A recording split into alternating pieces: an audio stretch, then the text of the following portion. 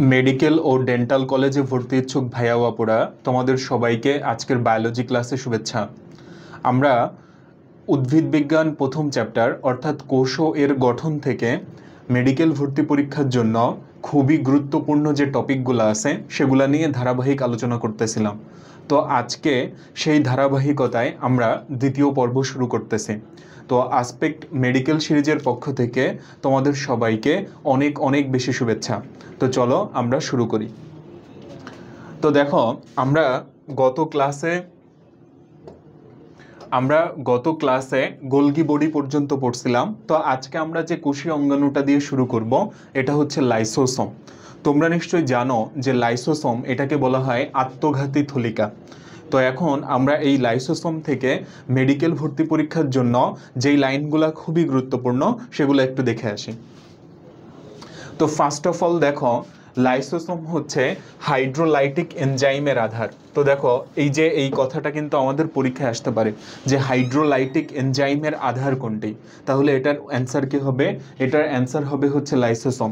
Lysosome হচ্ছে hydrolytic এনজাইমের আধার। আচ্ছা, এবং এটা লিপোপ্রোটিন নির্মিত। তো লিপোপ্রোটিন মানে কি? লিপোপ্রোটিন মানে হচ্ছে লিপিড প্লাস হচ্ছে প্রোটিন। তারপরে দেখো আমরা এই যে লাইসোসোম এটাকে কি বলতে পারি? এটাকে আমরা আত্মঘাতী থলিকা, সুইসাইডাল স্কোয়াড বা হচ্ছে এনজাইমের থলি, এই যে তিনটা নামে ডাকতে পারি। আত্মঘাতী থলিকা, সুইসাইডাল স্কোয়াড এবং হচ্ছে এনজাইমের থলি, এই তিনটা নামে ডাকতে পারি। প্রাণীদেহের শ্বেত রক্তকণিকার কোষে অধিক সংখ্যায় লাইসোসোম থাকলেও আরবিসিতে লাইসোসোম থাকে না। তোমরা নিশ্চয়ই জানো যে আমাদের তিন ধরনের রক্তকণিকা আছে, যার মধ্যে একটা হচ্ছে লোহিত রক্তকণিকা, শ্বেত রক্তকণিকা এবং হচ্ছে অনুচক্রিকা। তো হোয়াইট ব্লাড কর্পাসল বা হচ্ছে শ্বেত রক্তকণিকা এটাতে হচ্ছে অধিক সংখ্যায় লাইসোসোম থাকে, কিন্তু রেড ব্লাড কর্পাসল যেটা বা আরবিসি যেটা সেটাতে কিন্তু কোনো লাইসোসোম থাকে না। তাহলে কোন রক্তকণিকায় লাইসোসোম বেশি থাকে এবং কোন রক্তকণিকায় লাইসোসোম কম থাকে আমাদের এই ইনফরমেশনটা মনে রাখতে হবে। তারপরে দেখো আমরা যদি চলে আসি উদ্ভিদ কোষের যে লাইসোসোম এটাকে বলা হয় স্ফেরোসোম অর হচ্ছে ওলিওসোম। তাহলে দেখো এই কথা কিন্তু মনে রাখতে হবে যে উদ্ভিদ কোষের লাইসোসোমকে কি বলা হয়? স্ফেরোসোম অর হচ্ছে ওলিওসোম।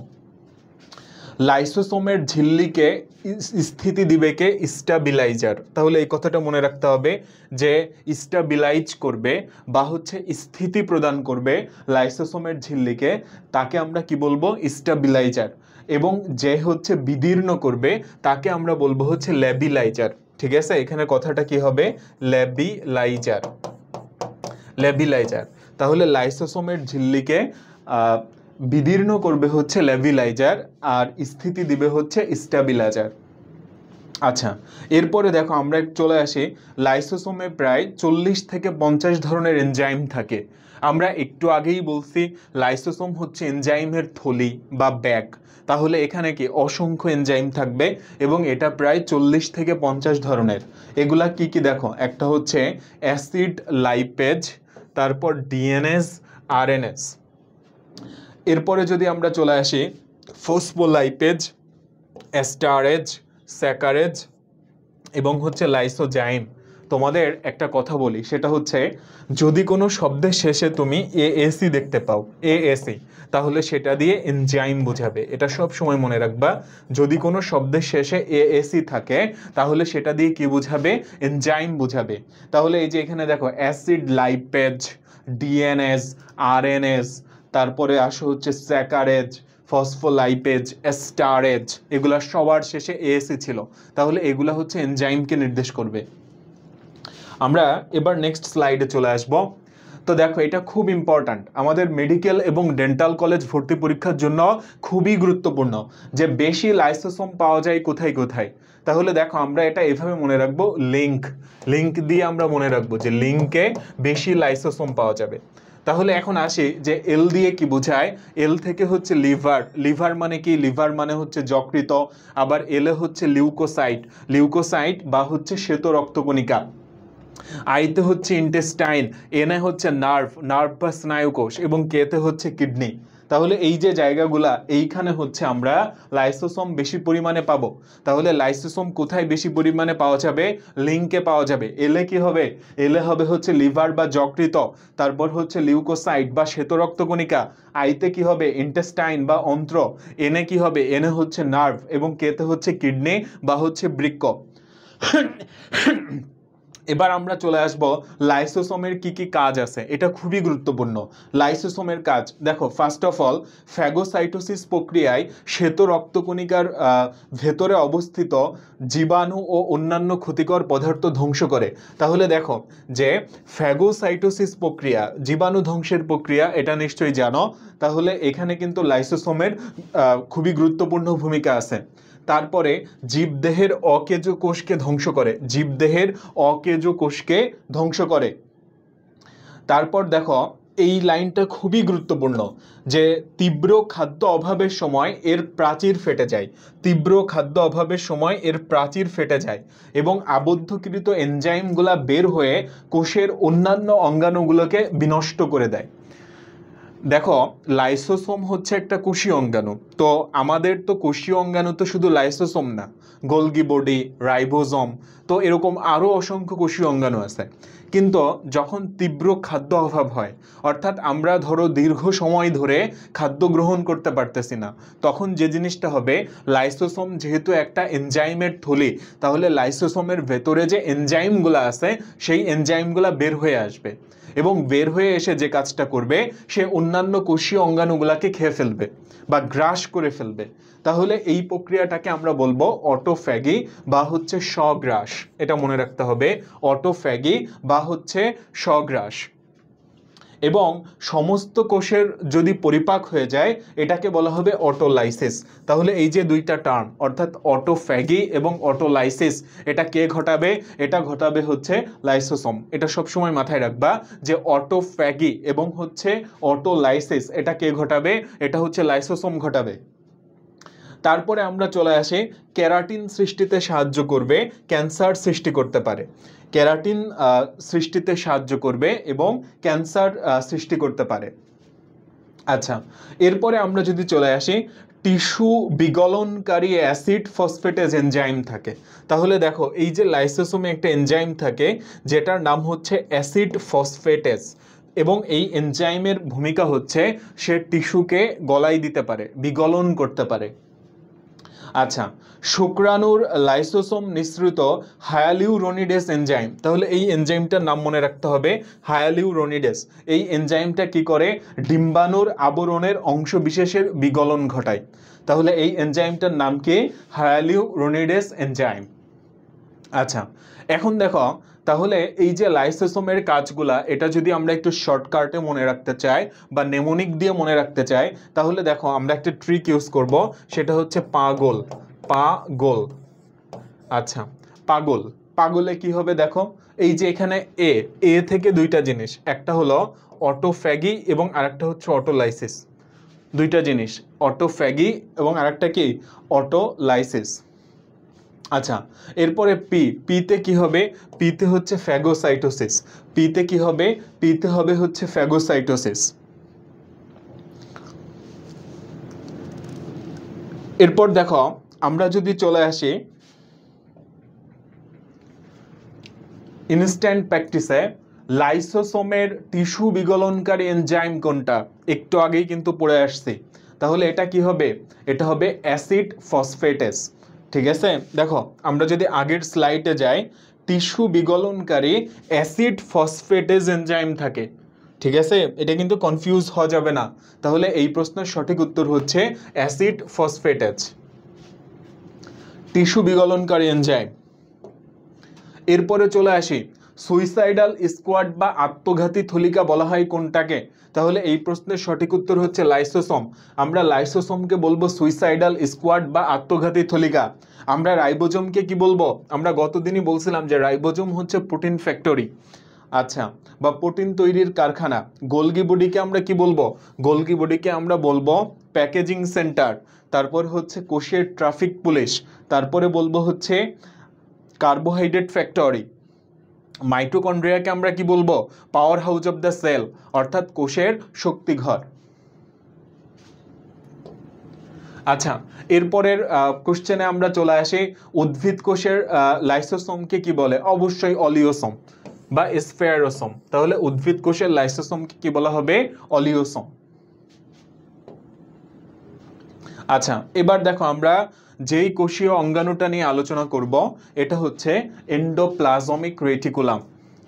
আচ্ছা, তাহলে দেখো পরিণত কোষের সাইটোপ্লাজমে যে জালিকা বিন্যাস দেখা যায় তাকে বলা হয় এন্ডোপ্লাজমিক রেটিকুলাম। তাহলে পরিণত কোষের সাইটোপ্লাজমে যে জালিকা বিন্যাস দেখা যায় তাকে কি বলা হয়? Endoplasmic reticulum. এন্ডোপ্লাজমিক রেটিকুলাম কোথায় বেশি থাকে? যকৃত, অগ্নাশয় এবং অন্তঃক্ষরা গ্রন্থির কোষে। তাহলে এটা কিন্তু খুব ইম্পর্ট্যান্ট যে কোথায় বেশি থাকবে? যকৃত, অগ্নাশয় এবং হচ্ছে অন্তঃক্ষরা গ্রন্থির কোষে। আমরা এটা এভাবে মনে রাখবো, অযথা, অযথা।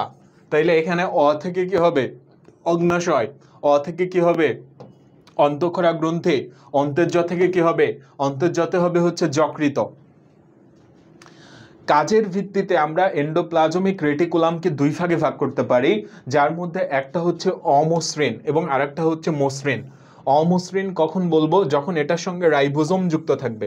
রাইবোজোম যদি যুক্ত থাকে তাহলে সেটা হবে অমসৃণ, আর রাইবোজোম যদি যুক্ত না থাকে তাহলে সেটা হচ্ছে মসৃণ। আচ্ছা, তোমাদের নিশ্চয়ই মনে আছে যে আমরা রাইবোজোমকে বলে থাকি হচ্ছে প্রোটিন ফ্যাক্টরি। তাহলে অমসৃণ এন্ডোপ্লাজমিক রেটিকুলাম যেটা, তারও কাজ কি হবে? প্রোটিন তৈরি করা। আবার দেখো এনজাইম, এনজাইমের রাসায়নিক প্রকৃতি কিন্তু প্রোটিন, অর্থাৎ এনজাইমও এক ধরনের প্রোটিন। তাহলে অমসৃণ এন্ডোপ্লাজমিক রেটিকুলামের কাজ হবে প্রোটিন এবং এনজাইম তৈরি করা। অপরদিকে মসৃণ এন্ডোপ্লাজমিক রেটিকুলাম যেটা, মানে যেখানে কি কোনো রাইবোজোম নাই, তাহলে তার কাজ কি হবে? লিপিড এবং হরমোন তৈরি করা, লিপিড এবং হরমোন তৈরি করা। অমসৃণ জালিকাতে আরএনএ এবং গ্লাইঅক্সিসম নামক ক্ষুদ্রাকার কণা থাকতে পারে। অমসৃণ রেটিকুলামের ক্ষুদ্র ক্ষুদ্র বিচ্ছিন্ন অংশ, দেখো অমসৃণ রেটিকুলামের ক্ষুদ্র ক্ষুদ্র বিচ্ছিন্ন অংশ, সেটাকে বলা হয় মাইক্রোসোম। দেখো মাইক্রো শব্দের অর্থ কি? মাইক্রো মানে হচ্ছে ক্ষুদ্র, মাইক্রো শব্দের অর্থ হচ্ছে ক্ষুদ্র।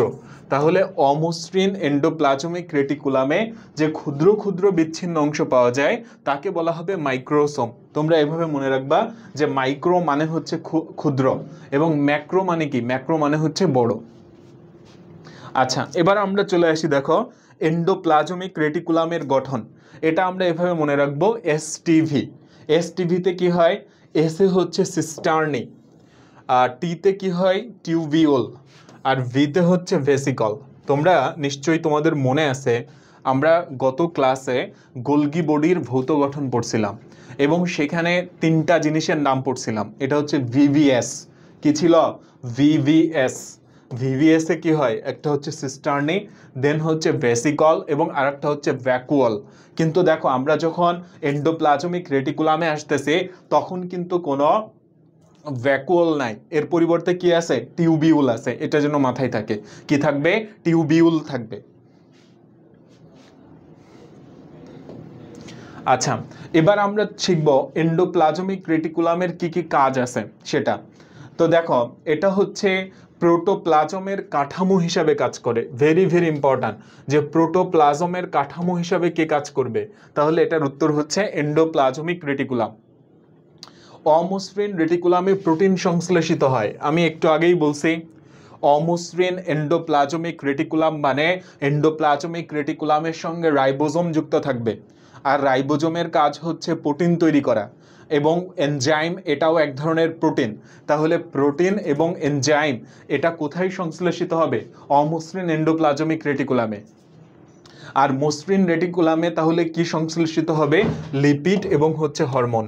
তাহলে এই দুইটা মনে রাখতে হবে, লিপিড এবং কে? হরমোন। আচ্ছা, এরপরে আমরা যদি চলে আসি, এটি লিপিড এবং প্রোটিনের অন্তঃবাহক হিসাবে কাজ করে। তাহলে তুমি যদি এই আগের দুইটা কথা মনে রাখতে পারো, এটা কিন্তু তুমি অটোতে তোমার মনে থাকবে, লিপিড এবং প্রোটিনের অন্তঃবাহক হিসাবে কাজ করবে। তারপরে রাইবোজোম এবং গ্লাইঅক্সিজোমের ধারক হিসাবে কাজ করবে। এটাই দেখো, এই যে উপরে যে দুইটা কথা বললাম না, অমসৃণ রেটিকুলামের কাজ আর মসৃণ রেটিকুলামের কাজ, ওইগুলাই দেখো আবার কিন্তু এখানে ভেঙে ভেঙে বলা হচ্ছে যে অমসৃণ রেটিকুলাম আমি কখন বলবো, যখন এন্ডোপ্লাজমিক রেটিকুলামের সঙ্গে রাইবোজোম যুক্ত থাকবে। আবার মসৃণ এন্ডোপ্লাজমিক রেটিকুলাম কখন বলবো, যখন হচ্ছে রাইবোজোম যুক্ত থাকবে না। তাহলে কথা হচ্ছে তখন গ্লাইঅক্সিসোম এটা হচ্ছে ধারণ করবে। তো ব্যাপারটা হচ্ছে তাহলে যেটা দাঁড়াচ্ছে, এন্ডোপ্লাজমিক রেটিকুলাম রাইবোজোম এবং গ্লাইঅক্সিসোমের ধারক হিসাবে কাজ করবে। আচ্ছা, এরপরে আমরা যদি চলে আসি কোষের পরিবহন তন্ত্র হিসাবে আখ্যায়িত করা হয়, তাহলে যদি বলা হয় যে কোষের পরিবহন তন্ত্র কোনটা, তাহলে এই প্রশ্নের উত্তর কি হবে? Endoplasmic reticulum. আচ্ছা, এরপরে দেখো, অনেকের মতে কোষ প্রাচীরের জন্য সেলুলোজ তৈরি করে। তোমাদের নিশ্চয়ই মনে আছে যে কোষ প্রাচীরের প্রধান উপাদান হচ্ছে সেলুলোজ। আর সেলুলোজ কি? এটা হচ্ছে বেটা ডি গ্লুকোজের একটা পলিমার, অর্থাৎ এটা হচ্ছে একটা পলিস্যাকারাইড। তো তাহলে এই যে কোষ প্রাচীরের জন্য যে সেলুলোজটা দরকার, এটা কে তৈরি করবে? এন্ডোপ্লাজমিক রেটিকুলাম, অর্থাৎ ইআর তৈরি করবে। এছাড়া দেখো, আমরা আরও একটা কাজ মনে রাখবো, এরা কোষে অনুপ্রবেশকারী, মানে কোষের মধ্যে যে সমস্ত বিষাক্ত পদার্থ অনুপ্রবেশ করে তাদেরকে নিষ্ক্রিয় করে দেয়। কে নিষ্ক্রিয় করে দেয়? Endoplasmic reticulum. আচ্ছা, এবার দেখো, আমরা যদি অমসৃণ এন্ডোপ্লাজমিক রেটিকুলাম এবং মসৃণ এন্ডোপ্লাজমিক রেটিকুলামের মধ্যে কিছু পার্থক্য দাঁড় করাইতে চাই, তো দেখো ইতোমধ্যেই আমি এই কথাগুলো কয়েকবার বলে ফেলছি যে এন্ডোপ্লাজমিক রেটিকুলাম এটার সঙ্গে যদি রাইবোজোম যুক্ত থাকে তাহলে সেটা হবে অমসৃণ, আর রাইবোজোম যদি যুক্ত না থাকে তাহলে সেটা হবে মসৃণ। আর রাইবোজোম যুক্ত থাকলে কি হবে? সেখানে প্রোটিন এবং এনজাইম তৈরি হবে। আর যদি রাইবোজোম যুক্ত না থাকে সেখানে কি হবে? সেখানে হচ্ছে লিপিড এবং হরমোন তৈরি হবে। তো আমরা এই কথাবার্তাগুলাই এখানে পাবো। তাহলে দেখো, অমসৃণ এন্ডোপ্লাজমিক রেটিকুলাম, এখানে রাইবোজোম যুক্ত থাকবে, রাইবোজোম কি যুক্ত থাকবে, আর মসৃণে যুক্ত থাকবে না। শেষ। এরপরে কি? এটার প্রধান কাজ কি হবে? প্রোটিন এবং এনজাইম তৈরি করা। আর এটার প্রধান কাজ হবে ফ্যাট বা হচ্ছে লিপিড এবং হরমোন তৈরি করা। এছাড়া দেখো, এইখান থেকে আমরা যদি আরও কিছু জেনে নেওয়ার চেষ্টা করি, এটার অবস্থানটা কোথায়? প্রোটিন বিপাক হয় এমন কোষে। তাহলে প্রোটিন বিপাক হয় এমন কোষে হচ্ছে অমসৃণ এন্ডোপ্লাজমিক রেটিকুলাম অবস্থান করবে। আর ফ্যাট বিপাক হয় এরকম কোষে মসৃণ এন্ডোপ্লাজমিক রেটিকুলাম অবস্থান করবে। দেখো, তুমি যদি আগের কথাবার্তাগুলো মনে রাখতে পারো, এই লাইনটাও কিন্তু তোমার জন্য মনে রাখা কষ্টকর না। কিভাবে? আমি বললাম যে অমসৃণ এন্ডোপ্লাজমিক রেটিকুলাম তখনই হবে যখন এন্ডোপ্লাজমিক রেটিকুলামের সঙ্গে রাইবোজোম থাকবে। তো রাইবোজোমের কাজ কি? রাইবোজোমের কাজ হচ্ছে প্রোটিন তৈরি করা। তাহলে দেখো যে অমসৃণ এন্ডোপ্লাজমিক রেটিকুলাম সেখানেই থাকতেছে যেখানে হচ্ছে প্রোটিন বিপাক হচ্ছে। আমরা এইভাবে ব্যাপারগুলো মনে রাখতে পারি। আচ্ছা, এছাড়া দেখো, অমসৃণ এন্ডোপ্লাজমিক রেটিকুলাম এটার প্রধান উপাদান হচ্ছে সিস্টার্নি এবং হচ্ছে টিউবিউল। দেখো, আমরা একটু আগে বলছিলাম যে এন্ডোপ্লাজমিক রেটিকুলামের গঠনের তিনটা জিনিস দেখা যায়, এসটিভি। একটা ছিল সিস্টার্নি, একটা ছিল টিউবিউল, আর একটা ছিল ভেসিকল। এখানে ভ্যাকুয়ালটা অ্যাবসেন্ট। তাহলে দেখো, তবে অমসৃণ এন্ডোপ্লাজমিক রেটিকুলাম যেটা, সেখানে কে থাকবে? সিস্টার্নি আর টিউবিউল, মানে এই দুইটা হচ্ছে অমসৃণের ক্ষেত্রে। আর মসৃণ যেটা, এখানে কে থাকবে? টিউবিউল আর ভেসিকল। এইভাবে তুমি মনে রাখবা যে অমসৃণে হচ্ছে সিস্টার্নি আর টিউবিউল, আর মসৃণে হচ্ছে টিউবিউল আর কি? ভেসিকল। আচ্ছা, এবার আমরা কিছু ইনস্ট্যান্ট প্র্যাকটিস করে ফেলি। নিচের কোনটি এন্ডোপ্লাজমিক রেটিকুলামের গঠনগত প্রকারভেদ নয়? একটু আগেই বলছি এসটিভি। এসে কি হবে? এসে হবে সিস্টার্নি, সিস্টার্নি। টিতে কি হবে? টিতে হবে টিউবিউল, টিতে হবে টিউবিউল। ভিতে কি হবে? ভিতে হবে ভেসিকল, নট ভ্যাকুয়াল। তাহলে এই প্রশ্নের সঠিক উত্তর হচ্ছে ভ্যাকুয়াল। প্রকারভেদ নয় কোনটি? ভ্যাকুয়াল। আচ্ছা, অমসৃণ এন্ডোপ্লাজমিক রেটিকুলামের ক্ষুদ্র ক্ষুদ্র বিচ্ছিন্ন অংশ, এই যে দেখো প্রশ্নের মধ্যে উত্তর উপস্থিত। ক্ষুদ্র, ক্ষুদ্রর ইংরেজি কি? মাইক্রো। মাইক্রো শব্দের অর্থ হচ্ছে ক্ষুদ্র। তাহলে এটার সঠিক উত্তর হবে মাইক্রোসোম, নট রাইবোসোম অর গ্লাইওক্সিসোম অর পারক্সিসোম। এটার সঠিক উত্তর হবে মাইক্রোসোম। আচ্ছা, এইবার দেখো আমরা খুবই গুরুত্বপূর্ণ একটা কোষীয় অঙ্গাণু নিয়ে আলোচনা শুরু করব, এবং সেটা হচ্ছে মাইটোকন্ড্রিয়া। আচ্ছা, তাহলে মাইটোকন্ড্রিয়া এটাকে আমরা কি বলবো? Power house of the cell, বা হচ্ছে কোষের শক্তিঘর। আচ্ছা, মাইটোকন্ড্রিয়া আবিষ্কার করেন কে? এটা হচ্ছে কলিকার। তাহলে এই বিজ্ঞানীর নাম মনে রাখতে হবে, কলিকার। কলিকার হচ্ছে আবিষ্কার করেন, আর বেন্দা হচ্ছে নামকরণ করেন। তাহলে নামকরণ করেন হচ্ছে কে? বেন্দা। এভাবে মনে রাখবা, বেনামি, বেনামি। তাহলে বেতে হচ্ছে বেন্দা, আর নামিতে হচ্ছে নামকরণ। সাধারণত গড়ে প্রত্যেকটা কোষে 300 থেকে 400টা মাইটোকন্ড্রিয়া থাকে। প্রত্যেকটা কোষে 300 থেকে 400টা মাইটোকন্ড্রিয়া থাকে। আর যকৃত কোষে 1000 বা তারও বেশি থাকে। যকৃত কোষে মাইটোকন্ড্রিয়া থাকে 1000 বা তারও বেশি। আচ্ছা, এবং দেখো এই ইনফরমেশনটাও খুব জরুরি যে মাইটোকন্ড্রিয়ায় প্রায় 100 প্রকার এনজাইম এবং কোএনজাইম পাওয়া যায়। 100 প্রকার এনজাইম এবং কোএনজাইম পাওয়া যায়। আচ্ছা, এবার আসি দেখো মাইটোকন্ড্রিয়ার ভৌত গঠনে চলে আসি আমরা। তো প্রথমত কথা, আবরণী। তো এটা হচ্ছে লিপোপ্রোটিন বাইলেয়ার, অর্থাৎ মাইটোকন্ড্রিয়ার আবরণীতেও দেখো 2টা স্তর থাকে। বাই শব্দের অর্থ কি? 2, লেয়ার মানে হচ্ছে স্তর। তাহলে এটা হচ্ছে বাইলেয়ার, এবং এটা হচ্ছে লিপোপ্রোটিন দ্বারা নির্মিত, অর্থাৎ লিপিড এবং প্রোটিন দ্বারা নির্মিত, লিপোপ্রোটিন বাইলেয়ার। আচ্ছা, তারপরে কি দেখো, প্রকোষ্ঠ। ভেতরের মেমব্রেন দিয়ে আবদ্ধ যে অঞ্চলটা, সেটাকেই আমরা বলবো অভ্যন্তরীণ কক্ষ বা প্রকোষ্ঠ। আচ্ছা, তারপরে যদি আমরা চলে আসি ক্রিস্টি বা হচ্ছে প্রবর্ধক। বাইরের মেমব্রেন সোজা, কিন্তু ভেতরের মেমব্রেনটা নির্দিষ্ট ব্যবধানে ভেতরের দিকে ভাঁজ হয়ে আঙ্গুলের মতো প্রবর্ধক সৃষ্টি করে। তাহলে আঙ্গুলের মতো প্রবর্ধক সৃষ্টি করবে কোনটা? ভিতরের মেমব্রেনটা। তাহলে এই প্রবর্ধিত যে অংশটা, এটাকেই আমরা বলবো হচ্ছে ক্রিস্টি। এটা মনে রাখতে হবে, ক্রিস্টি। আচ্ছা, এছাড়া দেখো আমরা মাইটোকন্ড্রিয়ায় অক্সিসোম দেখতে পাই, এটিপি সিনথেসিস এবং ইলেকট্রন ট্রান্সপোর্ট সিস্টেম এটা দেখতে পাই। আর মাইটোকন্ড্রিয়ার নিজস্ব বৃত্তাকার ডিএনএ আছে। দেখো এটা খুব ইম্পর্ট্যান্ট, সূত্রাকার বলে নাই কিন্তু, ঠিক আছে? মাইটোকন্ড্রিয়ার নিজস্ব বৃত্তাকার ডিএনএ থাকবে। তাহলে দেখো আমরা মাইটোকন্ড্রিয়ার মধ্যে কি কি পাচ্ছি? এখানে আবরণী আছে, প্রকোষ্ঠ, তারপর হচ্ছে matrix, cristae, oxysome, ATP synthesis, electron transport system, নিজস্ব বৃত্তাকার ডিএনএ। তাহলে এই কথাবার্তাগুলো মনে রাখতে হবে। আমরা যদি চলে আসি মাইটোকন্ড্রিয়ার রাসায়নিক গঠনের মধ্যে, তাহলে দেখো মাইটোকন্ড্রিয়ার শুষ্ক ওজনের 65% হচ্ছে প্রোটিন, 65% হচ্ছে প্রোটিন, আর 29% হচ্ছে গ্লিসারাইড সমূহ, 4% হচ্ছে লেসিথিন এবং সেফালিন। তোমাদের নিশ্চয়ই মনে আছে এই যে লেসিথিন এবং সেফালিন, এটা হচ্ছে ফসফোলিপিডের উদাহরণ। এটা ফসফোলিপিডের উদাহরণ, লেসিথিন এবং হচ্ছে সেফালিন।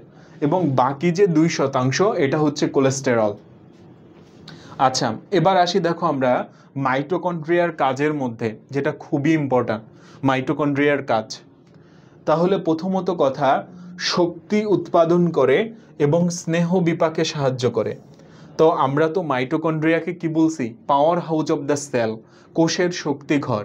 তাহলে অবশ্যই মাইটোকন্ড্রিয়া কি করবে? শক্তি উৎপাদন করবে এবং স্নেহ বিপাকে সাহায্য করবে। তারপর নিজস্ব আরএনএ এবং ডিএনএ উৎপাদন করে। তাহলে এই যে আরএনএ এবং ডিএনএ উৎপাদন করে।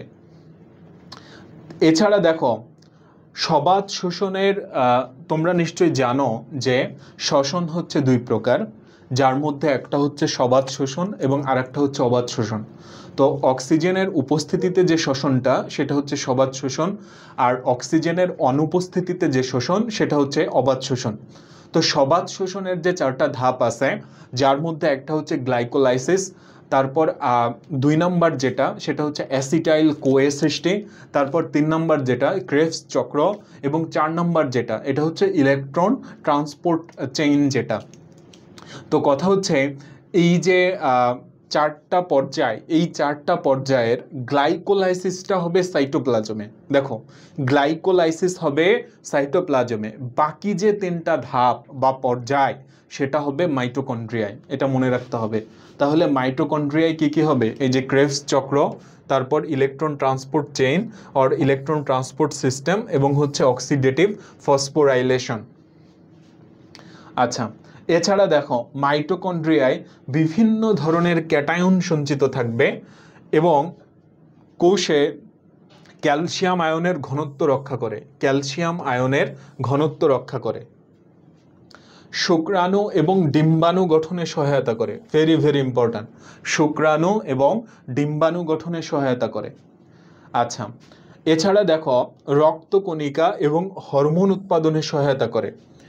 আর কোষের পূর্ব নির্ধারিত মৃত্যু, দেখো আমরা জানি যে কোষের মৃত্যু দুইভাবে ঘটে, একটাকে আমরা বলি নেক্রোসিস, যেটা হচ্ছে পুষ্টির অভাবে মৃত্যু, এবং আরেকটা হচ্ছে জেনেটিক্যালি নিয়ন্ত্রিত মৃত্যু অর্থাৎ অ্যাপোপ্টসিস।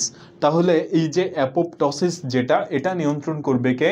এটাও নিয়ন্ত্রণ করবে মাইটোকন্ড্রিয়া, এটা মনে রাখতে হবে। তো দেখো আমরা এই যে মাইটোকন্ড্রিয়ায় যে কাজগুলা, মাইটোকন্ড্রিয়ার যে কাজগুলা, এটা আমরা সহজে এভাবে মনে রাখতে পারি যে শ্বশুরের স্নেহে প্রবীণ ডাক্তার, শ্বশুরের স্নেহে প্রবীণ ডাক্তার। এখানে কি হয় দেখো, শতে হচ্ছে শ্বসন, মানে ওই যে শ্বসনের 3টা পর্যায় মাইটোকন্ড্রিয়াতে সংঘটিত হয়। তারপরে হচ্ছে শক্তি উৎপাদন, মাইটোকন্ড্রিয়া হচ্ছে কোষের শক্তিঘর, power house of the sell.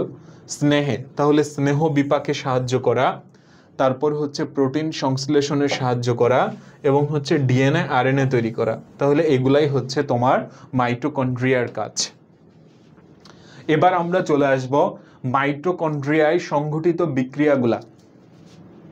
তো মাইটোকন্ড্রিয়ায় যে বিক্রিয়াগুলা হয়, তাহলে দেখো আমরা এটা এভাবে মনে রাখতে পারি, first try cover last respiration.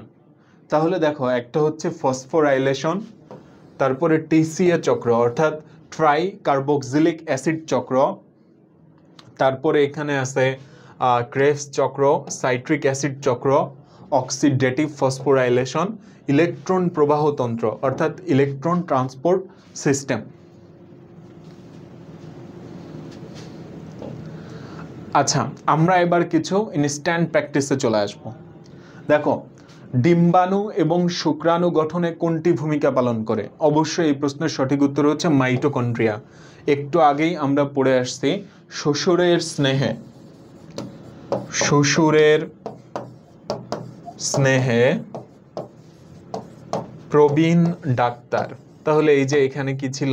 ড ছিল, ডতে হচ্ছে ডিএনএ আর আরে হচ্ছে আরএনএ। তাহলে এটা হচ্ছে মাইটোকন্ড্রিয়ার কাজের মধ্যে পড়ে।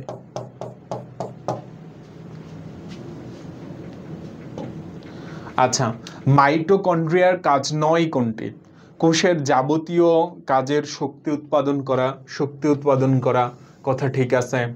শ্বসনের এনজাইম ধারণ করা, এটাও ঠিক আছে।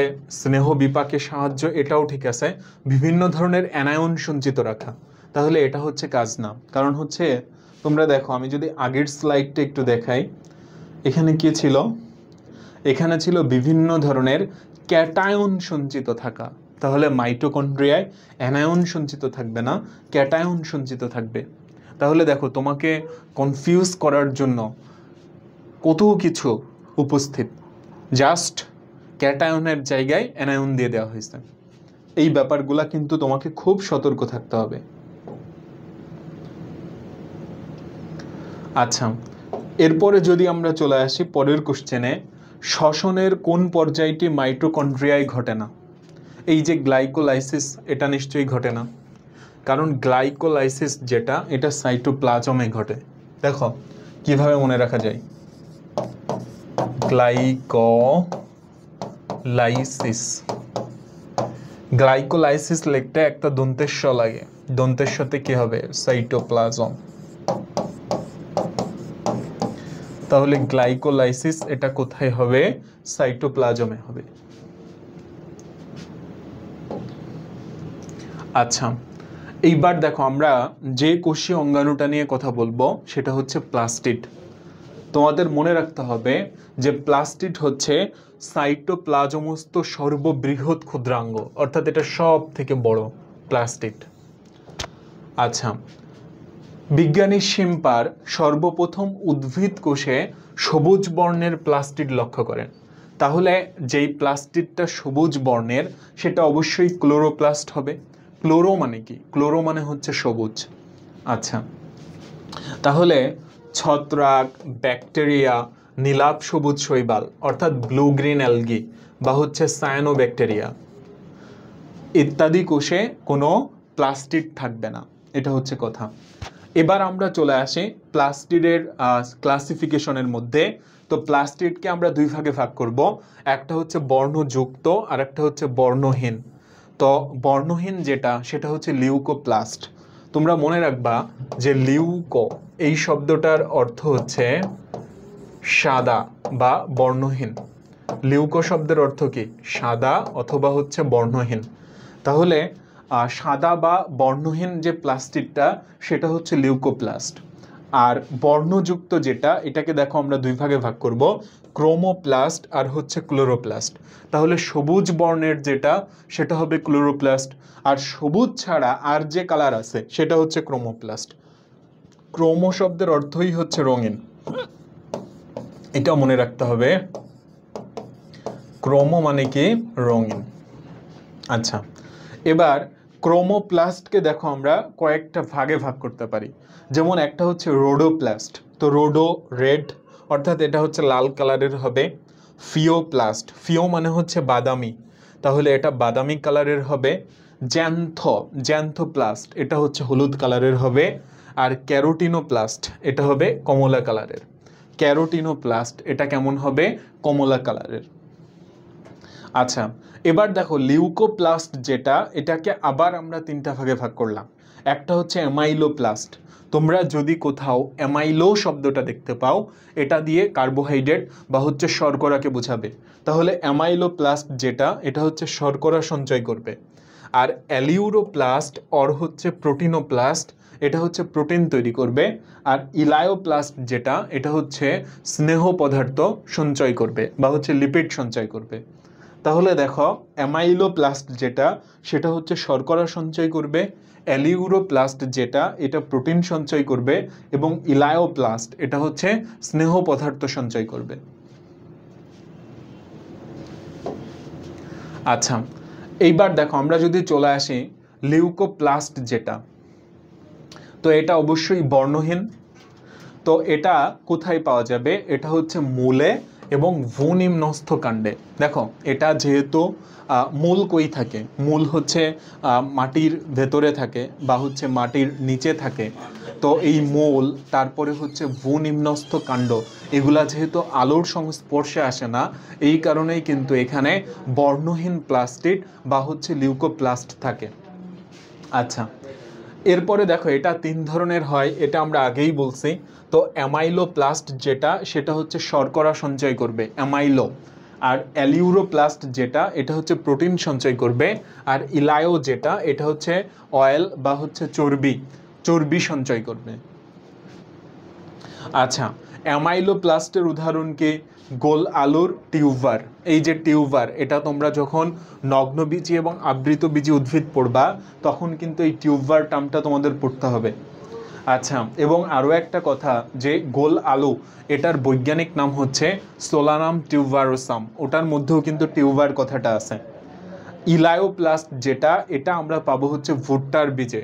আচ্ছা, আর অ্যালিউরোপ্লাস্ট যেটা, মানে যেটা প্রোটিন সঞ্চয় করে, এটা আমরা পাবো সূর্যমুখীর বীজে। তাহলে এটা মনে রাখতে হবে, অ্যালিউরোপ্লাস্ট এটা আমরা কোথায় পাবো? এটা হচ্ছে সূর্যমুখীর বীজে পাবো। আচ্ছা, এরপরে আমরা চলে আসি ক্রোমোপ্লাস্ট এবং হচ্ছে ক্লোরোপ্লাস্ট এটার মধ্যে। তাহলে সবুজ বাদে অন্য যে কোনো কালারের যে প্লাস্টিড এটাকে আমরা বলবো হচ্ছে ক্রোমোপ্লাস্ট। আমি একটু আগেই বললাম যে ক্রোমো শব্দের অর্থ হচ্ছে রঙিন, অর্থাৎ এখানে সবুজ বাদে অন্য যে কোনো কালার। যেমন হচ্ছে দেখো ক্যারোটিন, ক্যারোটিন হচ্ছে কমলা বর্ণের বা মোর এক্স্যাক্টলি কমলা লাল, আর জ্যান্থোফিল যেটা এটা হচ্ছে হলুদ বর্ণের। আচ্ছা, তো এইগুলা যেহেতু সবুজ বাদে অন্য যে কোনো কালার, তাহলে এইগুলা আমরা কোথায় পাবো? উদ্ভিদের রঙিন অংশে, যেমন হচ্ছে ফুলের পাপড়ি, রঙিন ফল, বীজ এবং হচ্ছে গাজরের মূলে। আচ্ছা, এই ক্লোরোপ্লাস্ট এটা হচ্ছে ক্রোমোপ্লাস্টে রূপান্তরিত হয়, অর্থাৎ সবুজ বর্ণের প্লাস্টিড এটা ক্রোমোপ্লাস্টে রূপান্তরিত হয়। এবার আমরা চলে আসব ক্লোরোপ্লাস্ট। তাহলে ক্লোরোপ্লাস্ট কি জিনিস? এটা হচ্ছে সবুজ বর্ণের প্লাস্টিড। ক্লোরোপ্লাস্টের কালারকে, ক্লোরোপ্লাস্টের কালার হচ্ছে সবুজ।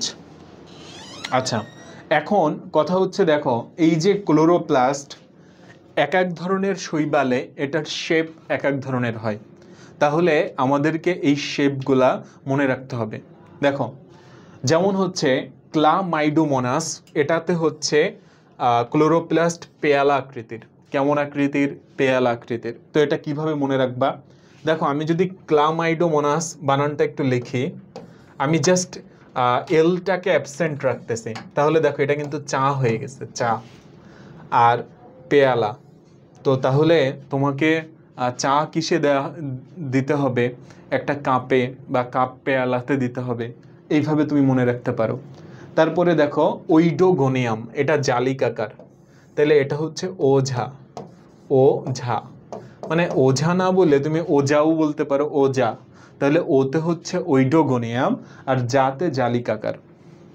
এরপরে আসি ইউলোথ্রিক্স, যেটা এটা কেমন হবে? এটা হচ্ছে আংটির ন্যায়। Spirogyra spiral সর্পিলাকার। জিগনেমা তারকাকার, তাহলে এটা হচ্ছে তাজা। জিগনেমা তারকাকার, তাজা। তাঁতে তারকাকার আর যাতে হচ্ছে কি জিগনেমা। পিথোফোরা, এটা কেমন হবে? গোলাকার।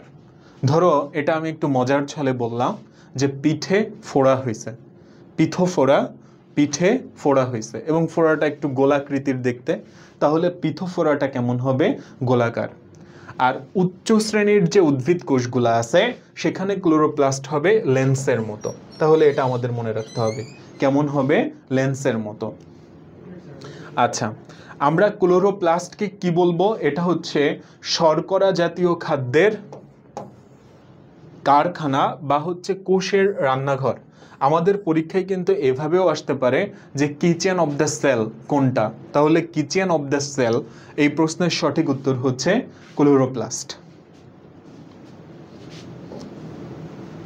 আচ্ছা, এইবার আমরা চলে আসবো দেখো যে ক্লোরোপ্লাস্টের গঠনে আমরা আসলে কি কি দেখতে পাই। তো প্রথমত দেখো আবরণী ঝিল্লি, এবং মনে রাখতে হবে যে এই আবরণী ঝিল্লিতে ফসফোলিপিডের পরিবর্তে গ্লাইকোসিল গ্লিসারাইড থাকে। ভেরি ভেরি ইম্পর্ট্যান্ট যে ক্লোরোপ্লাস্টের যে আবরণী সেটাতে আমরা ফসফোলিপিড পাবো না, এর পরিবর্তে কি পাবো? গ্লাইকোসিল গ্লিসারাইড। আচ্ছা, এছাড়া দেখো ক্লোরোপ্লাস্টের গঠনে আর কি কি আছে? স্ট্রোমা আছে, তারপর হচ্ছে থাইলাকয়েড এবং হচ্ছে গ্রানাম। থাইলাকয়েড এবং granum, stroma lamellae, photosynthetic unit ও এটিপি সিনথেসিস, ডিএনএ এবং রাইবোজোম। তাহলে দেখো ক্লোরোপ্লাস্ট বা প্লাস্টিডে কিন্তু ডিএনএ উপস্থিত। আচ্ছা, তাহলে দেখো আমি যদি আবার একটু বলি যে একটা ক্লোরোপ্লাস্টের গঠনে প্রধান কি কি অংশ পাওয়া যায়।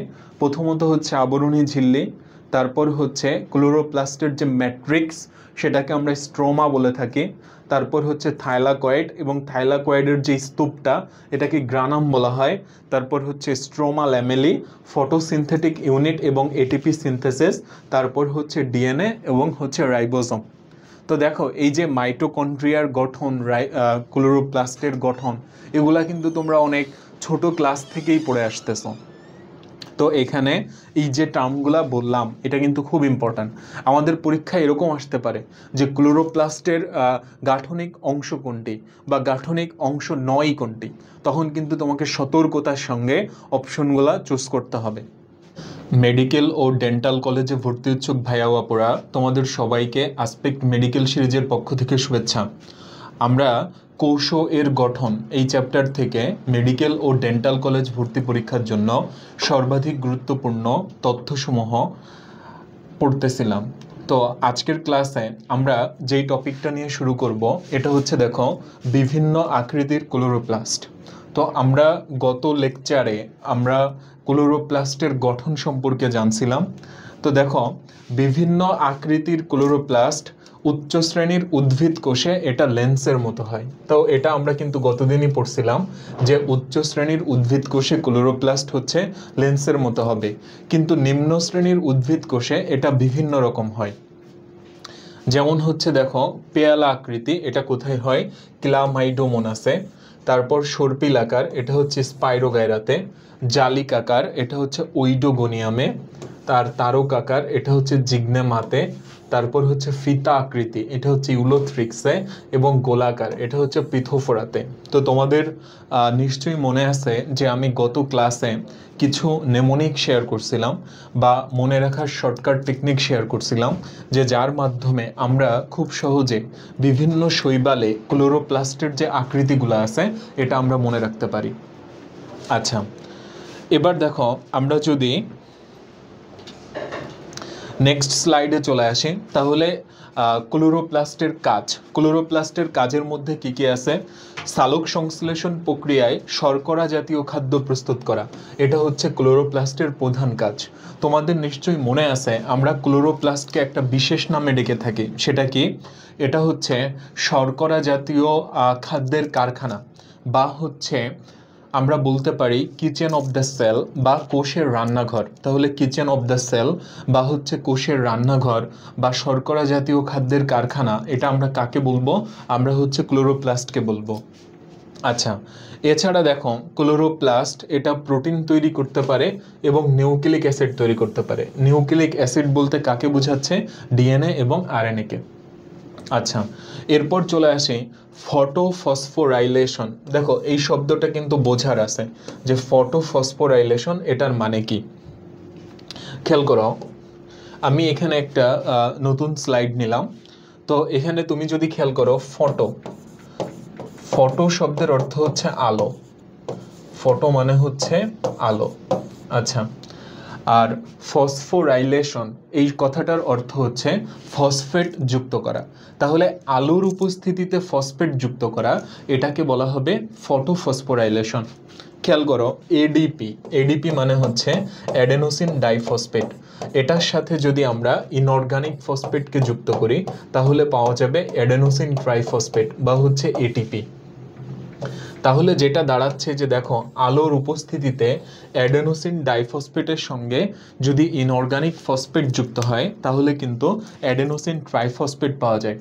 তা এই প্রক্রিয়াটাকেই বলা হবে ফটোফসফোরাইলেশন। আচ্ছা, তাহলে দেখো আমরা আবার আগের স্লাইডটাতে চলে যাই।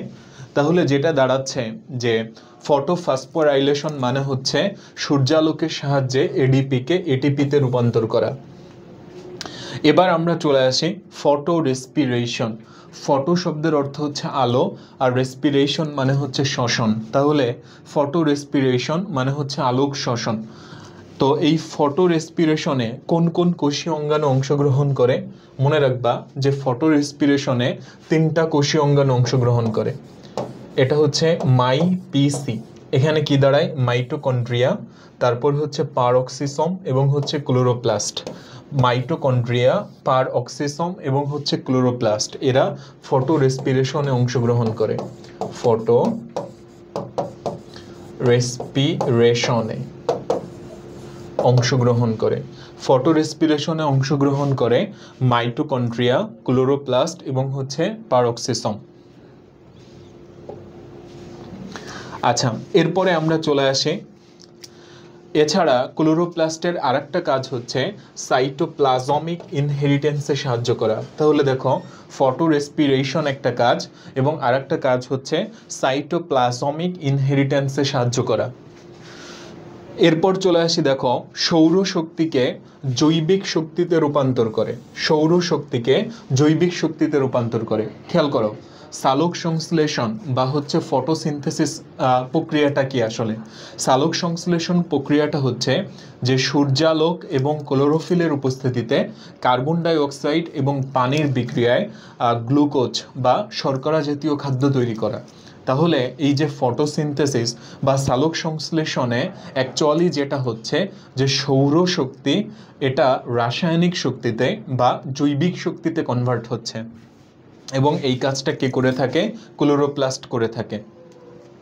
তো দেখো, আমরা যদি খুব সহজে ক্লোরোপ্লাস্টের কাজ মনে রাখতে চাই, আমরা একটা নেমোনিক ইউজ করতে পারি, সেটা হচ্ছে ক্লোরো ইন 3 ফটো। কি বললাম? Chloro in 3 photo. তাহলে দেখো, এখানে ক্লোরো দিয়ে বুঝতেই পারতেছো যে ক্লোরোপ্লাস্টকে বোঝাচ্ছে। ইনে হচ্ছে ইনহেরিটেন্স, অর্থাৎ সাইটোপ্লাজমিক ইনহেরিটেন্স। এবার আসে 3 ফটো, মানে 3টা ফটো। 3টা ফটো মানে কি? দেখো, একটা হচ্ছে ফটোসিনথেসিস বা সালোক সংশ্লেষণ, আরেকটা হচ্ছে ফটো রেসপিরেশন বা আলোক শ্বসন, এবং আরেকটা হচ্ছে ফটো ফসফোরাইলেশন। তাহলে ফটোসিনথেসিস, ফটো রেসপিরেশন এবং হচ্ছে ফটো ফসফোরাইলেশন।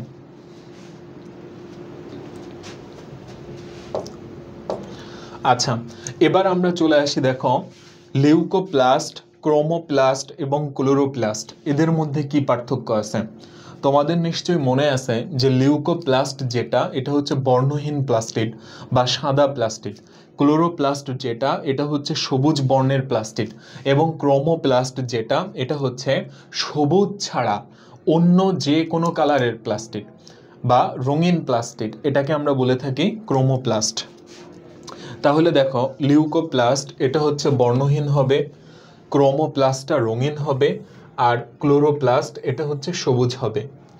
লিউকোপ্লাস্ট এটা আমরা কোথায় পেয়ে থাকি? মূলে, তারপর হচ্ছে ভূনিম্নস্থ কাণ্ডে, অর্থাৎ সহজ কথায় যে সমস্ত জায়গাগুলোতে সূর্যের আলো পৌঁছায় না, সেখানে হচ্ছে লিউকোপ্লাস্ট থাকবে। আর উদ্ভিদের বর্ণময় যে পার্টগুলো আছে, মানে সেটা ফুলের পাপড়ি হতে পারে, রঙিন ফল এবং হচ্ছে বীজ, গাজরের মূল। তো তোমরা তো এটা নিশ্চয়ই জানো যে গাজর হচ্ছে কালার্ড বা রঙিন, তাহলে সেখানে হচ্ছে ক্রোমোপ্লাস্ট থাকবে। আর উদ্ভিদের যে সবুজ অঙ্গ আছে, অর্থাৎ পাতা এবং হচ্ছে কচি কাণ্ড, এখানে হচ্ছে ক্লোরোপ্লাস্ট থাকবে। আচ্ছা, লিউকোপ্লাস্ট যেহেতু এটা হচ্ছে বর্ণহীন, তাহলে এখানে নিশ্চয়ই কোনো রঞ্জক থাকার কথা না, এজন্য এখানে কোনো পিগমেন্ট থাকবে না বা কোনো রঞ্জক থাকবে না। আর ক্রোমোপ্লাস্ট যেটা, এটা যেহেতু রঙিন, এই কারণে এখানে অবশ্যই বিভিন্ন ধরনের এই বর্ণকণিকাগুলোর মধ্যে কি হতে পারে, যেমন হচ্ছে ক্যারোটিন। ক্যারোটিন হচ্ছে কমলা বর্ণের, তারপর হচ্ছে জ্যান্থোফিল। জ্যান্থোফিল হচ্ছে হলুদ কালারের। এরপরে আমরা চলে আসি ক্লোরোপ্লাস্ট। ক্লোরোপ্লাস্টে এটা যেহেতু সবুজ বর্ণের, তাহলে অবশ্যই এখানে হচ্ছে ক্লোরোফিল থাকবে। ক্লোরোপ্লাস্ট এখানে কি থাকবে? ক্লোরোফিল থাকবে বা সবুজ বর্ণের রঞ্জক বা হচ্ছে পিগমেন্ট থাকবে।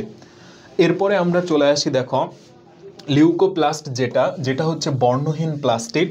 এটা সূর্যালোকের উপস্থিতিতে ক্রোমোপ্লাস্ট এবং ক্লোরোপ্লাস্টে পরিণত হয়। সূর্যের আলোর উপস্থিতিতে এটা ক্রোমোপ্লাস্ট এবং ক্লোরোপ্লাস্টে পরিণত হয়।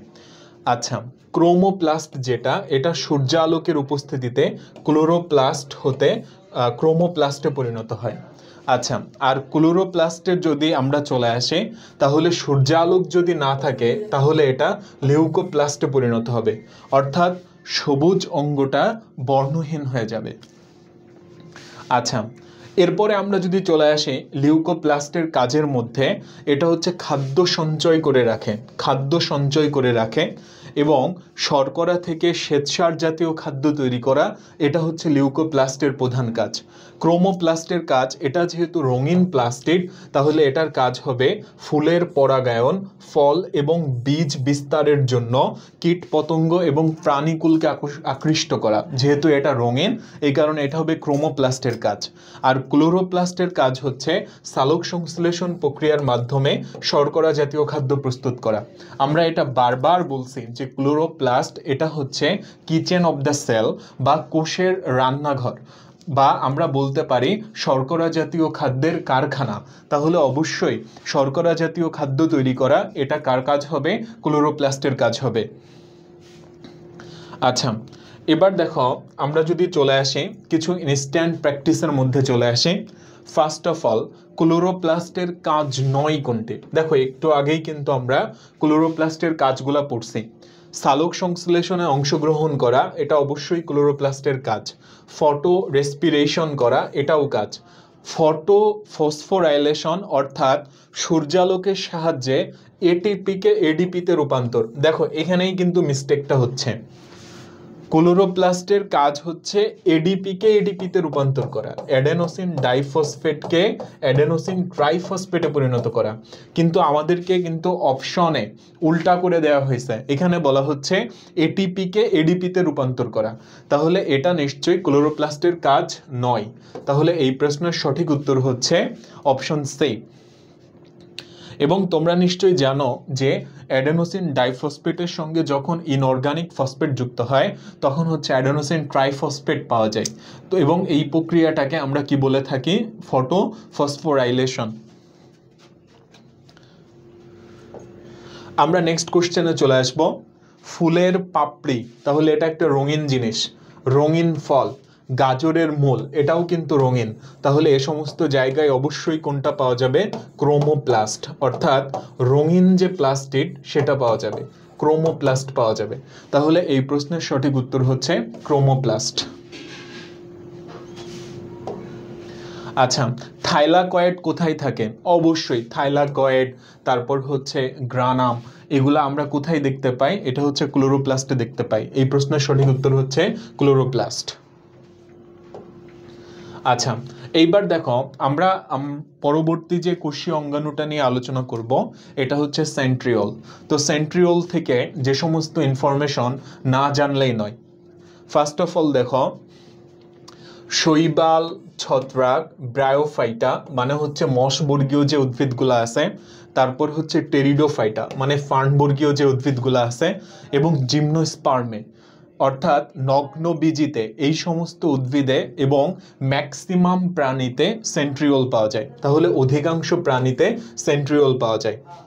আচ্ছা, এবং দেখো মনে রাখতে হবে সেন্ট্রিওল হচ্ছে নিউক্লিয়াসের কাছাকাছি অবস্থান করবে এবং এটা এক জোড়া থাকবে, সেন্ট্রিওল এক জোড়া থাকবে।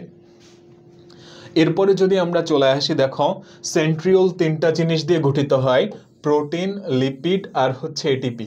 প্রোটিন, লিপিড আর হচ্ছে এটিপি, এই তিনটা মনে রাখতে হবে।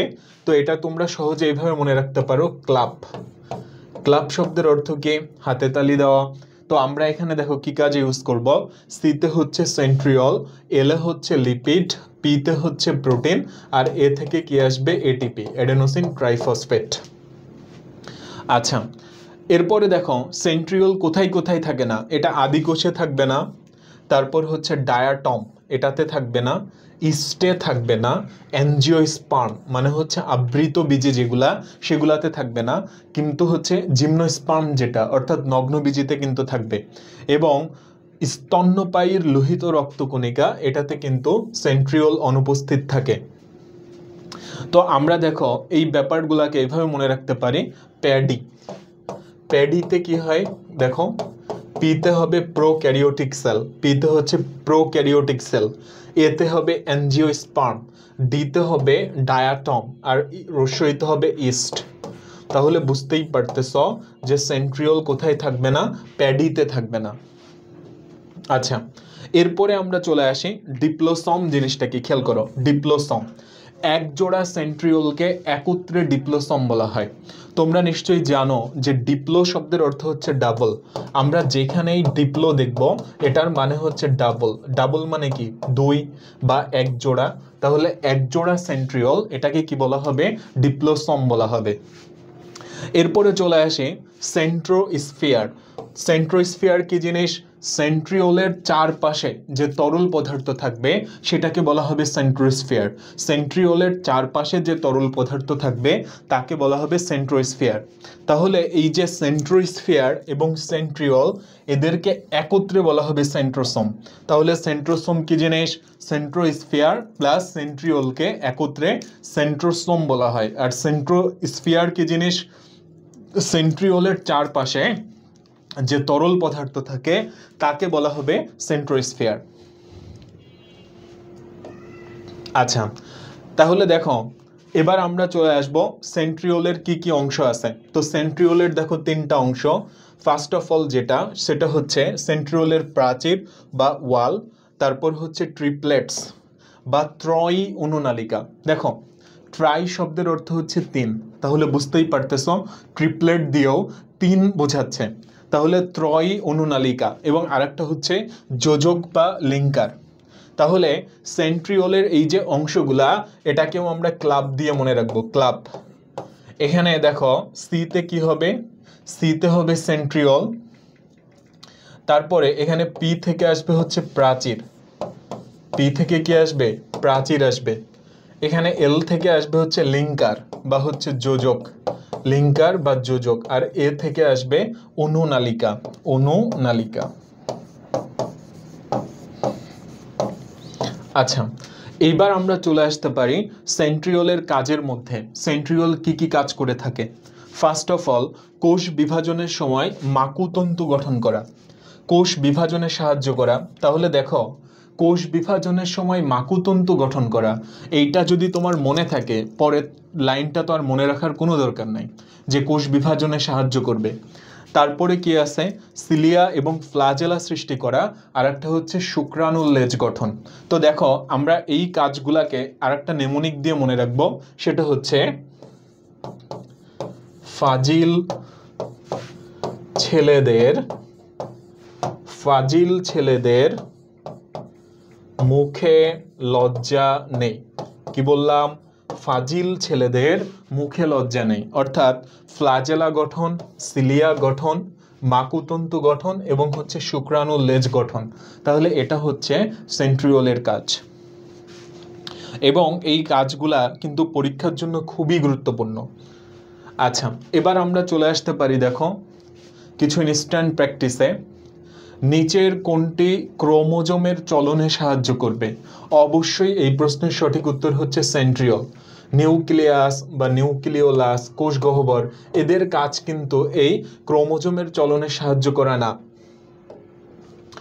এরপরে চলে আসি সিলিয়া এবং ফ্লাজেলা যুক্ত কোষে সিলিয়া এবং ফ্লাজেলা সৃষ্টি করা কার কাজ? একটু আগেই কিন্তু আমি বলছি ফাজিল ছেলেদের মুখে লজ্জা নেই। তাহলে দেখো ফ্লাজেলা এবং সিলিয়া সৃষ্টি এটা কার কাজের মধ্যে পড়ে? অবশ্যই এটা সেন্ট্রিওলের কাজের মধ্যে পড়ে। তাহলে এই যে বিভিন্ন কোষীয় অঙ্গাণুর যে গুরুত্বপূর্ণ কাজগুলো আছে এটা কিন্তু আমাদের মেডিকেল এবং ডেন্টাল কলেজ ভর্তি পরীক্ষার জন্য খুবই গুরুত্বপূর্ণ। তো তোমাদের সবার প্রতি পরামর্শ থাকবে তোমরা অবশ্যই এই কোষীয় অঙ্গাণুর কাজগুলা খুব গুরুত্ব সহকারে আয়ত্তে রাখবা। আচ্ছা, আমরা নেক্সট স্লাইডে চলে আসি। সেন্ট্রিওলের অংশ 9 কোনটি? সেন্ট্রিওলের অংশ কি কি ছিল? ক্লাব, কি বলছিলাম? একটা ছিল কি? প্রাচীর, তারপর ছিল কি? লিঙ্কার, যোজক, আর একটা ছিল কি? অনুনালিকা, ত্রয়ী অনুনালিকা। তাহলে এই প্রশ্নের দেখো সিলিন্ডার, ওয়াল মানে হচ্ছে প্রাচীর, অনুনালিকা, ট্রিপলেটস, লিঙ্কার, তাহলে স্পিন্ডল এটা কোনোভাবেই সেন্ট্রিওলের অংশ হতে পারে না। সেন্ট্রিওলের অংশ না এটা, স্পিন্ডল। আচ্ছা, এইবার আমরা চলে আসবো দেখো সাইটোস্কেলিটন বা হচ্ছে কোষীয় কঙ্কালের মধ্যে। সাইটো শব্দের অর্থ কোষ আর স্কেলিটন মানে হচ্ছে কঙ্কাল। তো দেখো কোষীয় কঙ্কাল এটার মধ্যে কি কি পড়বে? একটা হচ্ছে মাইক্রোটিউবিউল, মাইক্রোফিলামেন্ট আর হচ্ছে ইন্টারমিডিয়েট ফিলামেন্ট, যেগুলাকে আমরা একত্রে মিম দিয়ে মনে রাখতে পারি। মিম মিমে কি হয় দেখো, এম থেকে হবে মাইক্রোটিউবিউল, আইতে হবে ইন্টারমিডিয়েট ফিলামেন্ট এবং এম এ কি হবে মাইক্রোফিলামেন্ট। আচ্ছা, এবার যদি আমরা চলে আসি মাইক্রোটিউবিউলসের মধ্যে, তাহলে এটা আবিষ্কার করে হচ্ছে রবার্ট এবং ফ্রাঞ্চি। তাহলে আমরা রবার্ট এবং ফ্রাঞ্চির নামটা মনে রাখব। মাইক্রোটিউবিউলের কি কি কাজ আছে? ফ্লাজেলা, সিলিয়া ইত্যাদি বিচলনে সাহায্য করে। ফ্লাজেলা, সিলিয়া ইত্যাদির বিচলনে সাহায্য করবে এবং কোষ বিভাজনের সময় মাকুযন্ত্র গঠন করবে। তাহলে এটা হচ্ছে মাইক্রোটিউবিউলের কাজ। আচ্ছা, তারপর দেখো মাইক্রোফাইব্রিলের বিন্যাস নির্দেশ করে। এরা কোষ প্রাচীর গঠনেও সাহায্য করে। তোমাদের নিশ্চয়ই মনে আছে, তোমরা যখন কোষ প্রাচীরের সূক্ষ্ম গঠন পড়বা তখন দেখবা যে ক্রিস্টালাইন, মাইসেলি, তারপর হচ্ছে মাইক্রোফাইব্রিল, ম্যাক্রোফাইব্রিল, এই যে এই টার্মগুলো পড়বা, তাহলে তো বোঝাই যাচ্ছে যে এই যে মাইক্রোফাইব্রিল এটা নিশ্চয়ই কোষ প্রাচীর রিলেটেড একটা টার্ম। তাহলে এরা কোষ প্রাচীর গঠনেও সাহায্য করবে। আচ্ছা, এরপর আমরা চলে আসি হচ্ছে মাইক্রোফিলামেন্টের মধ্যে। তো মাইক্রোফিলামেন্ট এটা হচ্ছে দুই ধরনের প্রোটিন দিয়ে তৈরি, অ্যাক্টিন এবং হচ্ছে মায়োসিন। তাহলে আমাদের এই দুইটা প্রোটিনের নাম মনে রাখতে হবে, একটা হচ্ছে অ্যাক্টিন এবং আরেকটা হচ্ছে মায়োসিন। আচ্ছা, এবার আমরা চলে আসি মাইক্রোফিলামেন্টের কি কাজ আছে। এরা কোষের আকৃতি প্রদান করে এবং হচ্ছে যান্ত্রিক দৃঢ়তা প্রদান করে। কোষের আকৃতি এবং হচ্ছে যান্ত্রিক দৃঢ়তা। তারপর হচ্ছে সাইটোপ্লাজমীয় চলন, ফ্যাগোসাইটোসিস, পিনোসাইটোসিস ইত্যাদি নিয়ন্ত্রণ করে। কে নিয়ন্ত্রণ করে? মাইক্রোফিলামেন্ট। এছাড়া এরা কোষের সাইটোকাইনেসিস ঘটিয়ে কোষ বিভাজনে সহায়তা করে। সাইটোকাইনেসিস ঘটিয়ে কোষ বিভাজনে সহায়তা করে। আচ্ছা, এছাড়া দেখো এই কাজটাও খুব গুরুত্বপূর্ণ, এরা ক্রোমোজোমের বিপরীত মেরুতে চলনে সাহায্য করে। ক্রোমোজোমের বিপরীত মেরুতে চলনে কে সাহায্য করবে? মাইক্রোফিলামেন্ট। এবার আমরা চলে আসি ইন্টারমিডিয়েট ফিলামেন্টের মধ্যে। তো দেখো ইন্টারমিডিয়েট ফিলামেন্টের এই কাজটা কিন্তু মাইক্রোফিলামেন্টের মধ্যেও ছিল, যে কোষের আকৃতি দান করা এবং হচ্ছে যান্ত্রিক দৃঢ়তা প্রদান। কোষের আকৃতি প্রদান এবং হচ্ছে কি যান্ত্রিক দৃঢ়তা প্রদান। আচ্ছা, এখন দেখো বিভিন্ন কোষে 4 ধরনের ইন্টারমিডিয়েট ফিলামেন্ট পাওয়া যায়। এই যে 4 ধরনের ইন্টারমিডিয়েট ফিলামেন্ট, এদের নাম কিন্তু তোমাকে মনে রাখতে হবে। এটা আমরা কিভাবে মনে রাখতে পারি? আমরা একটা ছন্দ ব্যবহার করব, সেটা হচ্ছে ভাইটি কলেজে নিউ এসেছে। এটাই হচ্ছে আমাদের ছন্দ, যে ভাইটি কলেজে নিউ এসেছে। তাহলে একটা হবে ভাইমেন্টিন, তারপর হবে কেরাটিন, তারপর কি ল্যামিনিন, কেরাটিন, ল্যামিনিন এবং আরেকটা হচ্ছে নিউরোফিলামেন্ট। তাহলে ভাইমেন্টিন, কেরাটিন, ল্যামিনিন এবং হচ্ছে নিউরোফিলামেন্ট। তাহলে এটাই হচ্ছে ইন্টারমিডিয়েট ফিলামেন্টের 4টা প্রকারভেদ। আচ্ছা, এবার আমরা চলে আসব ইনস্ট্যান্ট প্র্যাকটিসে।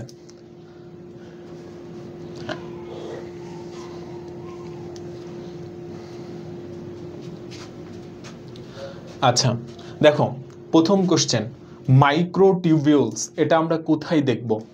আচ্ছা, তো দেখো আমরা যদি আগের স্লাইডটা আবার একটু ওপেন করি, এখানে খেয়াল করো মাইক্রোটিউবিউলস এটার একটা কাজের মধ্যে কি লেখা আছে? কোষ বিভাজনের সময় মাকুযন্ত্র গঠন করে। মাকুযন্ত্র মানে স্পিন্ডল অ্যাপারটাস। তো মাকুযন্ত্র যেটা, সেটাতে কিন্তু স্পিন্ডল ফাইবার থাকে বা স্পিন্ডল তন্তু থাকে। তো তাহলে দেখো আমরা যদি এই কোশ্চেনে আবার চলে আসি, মাইক্রোটিউবিউলস দেখা যাবে কোথায়? স্পিন্ডল ফাইবারে। তাহলে এই প্রশ্নের সঠিক উত্তর হচ্ছে স্পিন্ডল ফাইবার বা হচ্ছে স্পিন্ডল তন্তু। আচ্ছা, এরপরে আমরা চলে আসি মাইক্রোটিউবিউল গঠিত কোনটা দ্বারা। তাহলে দেখো আমরা যদি আবার আগের স্লাইডে ফিরে আসি, তাহলে এখানে দেখো কি লেখা ছিল, যে মাইক্রোটিউবিউল এটা আলফা বেটা টিউবিউলিন প্রোটিন দিয়ে গঠিত। অর্থাৎ এখানে আলফা টিউবিউলিনও আছে আবার বেটা টিউবিউলিনও আছে। তোমাদের একটা কথা বলি, সেটা হচ্ছে কি, যদি কোনো শব্দের শেষে তোমরা আইএন দেখতে পাও, মানে ইন দেখতে পাও, অধিকাংশ ক্ষেত্রেই ওই শব্দটা দিয়ে প্রোটিন বা প্রোটিন জাতীয় কিছু বোঝায়। দেখো এখানে টার্মটা ছিল টিউবিউলিন, ঠিক আছে, তাহলে এটার শেষে কি আছে, আইএন আছে, তাহলে এটা প্রোটিন জাতীয় কিছুই বোঝাচ্ছে। এই কারণে তাহলে দেখো যে আমাদের যে প্রশ্নটা ছিল যে মাইক্রোটিউবিউল গঠিত হবে কি দিয়ে, তাহলে এই প্রশ্নের সঠিক উত্তর হবে এ এবং বি উভয়, অর্থাৎ আলফা টিউবিউলিনও হবে আবার কি বেটা টিউবিউলিনও হবে। আচ্ছা, এবার আমরা চলে আসি, কোশ্চেন হচ্ছে কোষ বিভাজনের সময় মাইটোটিক অ্যাপারাটাস তৈরি করে কে? তাহলে এটা নিশ্চয়ই রাইবোজোম হবে না, বাদ সেন্ট্রোসোমও হবে না, তাহলে কি হয় উত্তর হবে মাইক্রোটিউবিউল, না হয় হবে কি মাইক্রোফিলামেন্ট। এবার খেয়াল করো, আমরা যদি ওই স্লাইডটা আবার একটু ওপেন করি, তাহলে দেখো মাইক্রোটিউবিউল এবং হচ্ছে মাইক্রোফিলামেন্ট, এই দুইটার মধ্যে মাইক্রোটিউবিউলের কাজ হচ্ছে মাকুযন্ত্র গঠন করা। মাইক্রোটিউবিউলের কাজ হচ্ছে মাকুযন্ত্র বা হচ্ছে স্পিন্ডল অ্যাপারাটাস যেটা, সেটা গঠন করা। তাহলে এই প্রশ্নের সঠিক উত্তর অবশ্যই কি হবে, মাইক্রোটিউবিউলস।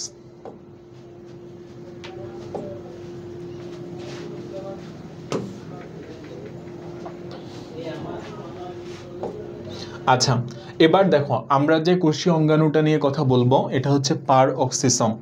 তো পারঅক্সিসোম কোথায় বেশি থাকবে, কিডনি এবং লিভার কোষে। তাহলে কিডনিতে আর হচ্ছে কোথায়, লিভার কোষে, এই দুইটা জায়গাতে পারঅক্সিসোম বেশি থাকবে।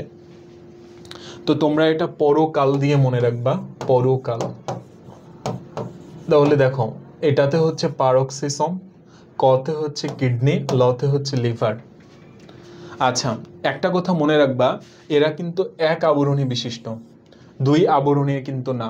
আমরা দেখো অধিকাংশ কোষীয় অঙ্গাণু তাদের দেখছি যে তাদের আবরণীতে দুইটা স্তর থাকে, কিন্তু এই যে পারঅক্সিসোম যেটা, এটা কিন্তু এক আবরণী বিশিষ্ট। আচ্ছা, এরপরে খেয়াল করো, পারঅক্সিসোমের একটা কাজ হচ্ছে ক্যাটালিজ এনজাইমের সাহায্যে, ক্যাটালেজ এনজাইমের সাহায্যে হাইড্রোজেন পারঅক্সাইডকে ভেঙে দেওয়া। খেয়াল করো, এই যে হাইড্রোজেন পারঅক্সাইড, এটা হচ্ছে বিষের মতো, বিষ তুল্য, আর এটাকে যদি ভেঙে দেওয়া হয় কি পাওয়া যাবে, H2O আর হচ্ছে অক্সিজেন। তো এই কাজটা কে করে থাকবে, এটা হচ্ছে পারঅক্সিসোম করে থাকবে, পারঅক্সিসোম। আচ্ছা, এবার আমরা চলে আসি পারঅক্সিসোমের কাজের মধ্যে। তাহলে দেখো এটার কাজ হচ্ছে কোষে অক্সিজেনের ঘনত্ব নিয়ন্ত্রণ করা, অক্সিজেনের ঘনত্ব। তারপর কি কোএনজাইম NAD পুনঃ উৎপাদন করা। এবং আরেকটা কাজ হচ্ছে ডিএনএ এবং আরএনএর যে নাইট্রোজেন ক্ষারসমূহ আছে এদের ব্রেকডাউন, অর্থাৎ এখানে অ্যাডেনিন, থাইমিন, গুয়ানিন, সাইটোসিন, এদের ব্রেকডাউনের কথা বলা হচ্ছে। এবং রিসাইক্লিং, এদের রিসাইক্লিংয়েও পারঅক্সিসোমের ভূমিকা আছে। তো আমরা এই কাজগুলোকে দেখো এভাবে মনে রাখতে পারি, সিওডি। তোমরা যখন রসায়নের পরিবেশ রসায়ন চ্যাপ্টারটা পড়বা তখন দেখবা যে সেখানে সিওডি টার্মটা আছে, কেমিক্যাল অক্সিজেন ডিমান্ড। আচ্ছা, তো তাহলে এখানে সি দিয়ে কি দাঁড়াচ্ছে, সি, ওতে হচ্ছে O2 মানে অক্সিজেনের ঘনত্ব, ডি দিয়ে কি আসতেছে, ডিএনএ এবং আরএনএ নাইট্রোজেন বেস সমূহ। আচ্ছা, আর সিতে হচ্ছে কোএনজাইম, সিতে কি হবে, কোএনজাইম।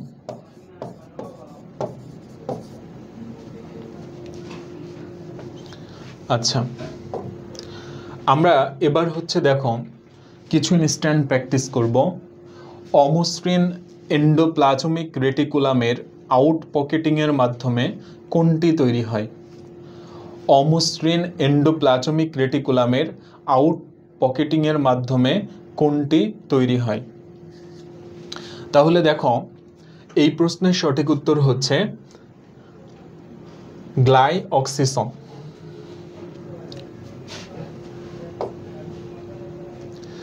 এরপরে আমরা চলে আসি পারক্সিসম কোথায় বেশি দেখা যাবে। তাহলে একটু আগেই বলছি পরকাল, পরকাল পরতে কি হচ্ছে পারক্সিসম,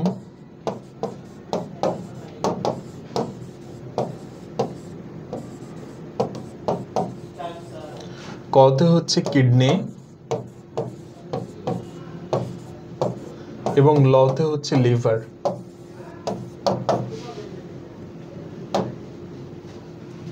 তাহলে এই প্রশ্নের সঠিক উত্তর হচ্ছে লিভার এবং কিডনি কোষে। কোনটি বিষতুল্য? অবশ্যই হাইড্রোজেন পারক্সাইড, একটু আগেই বললাম যে হাইড্রোজেন পারক্সাইড এটাকে ক্যাটালেজ এনজাইম কিসে ভাঙবে? H2O আর হচ্ছে অক্সিজেনে। এবং এই কাজটা কার কাজ? পারক্সিসমের কাজ।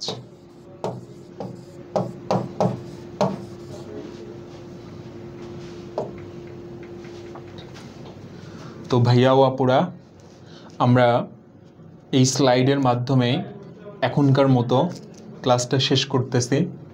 তোমাদের সামনে খুব শীঘ্রই কোষ এর গঠনের বাকি যে টপিকগুলো আছে, মেডিকেল এবং ডেন্টাল কলেজ ভর্তি পরীক্ষার জন্য যেই টপিকগুলা খুবই গুরুত্বপূর্ণ, সেটা নিয়ে হাজির হব। তো তোমরা সবাই ভালো থেকো, তোমাদের জন্য অনেক অনেক বেশি শুভকামনা।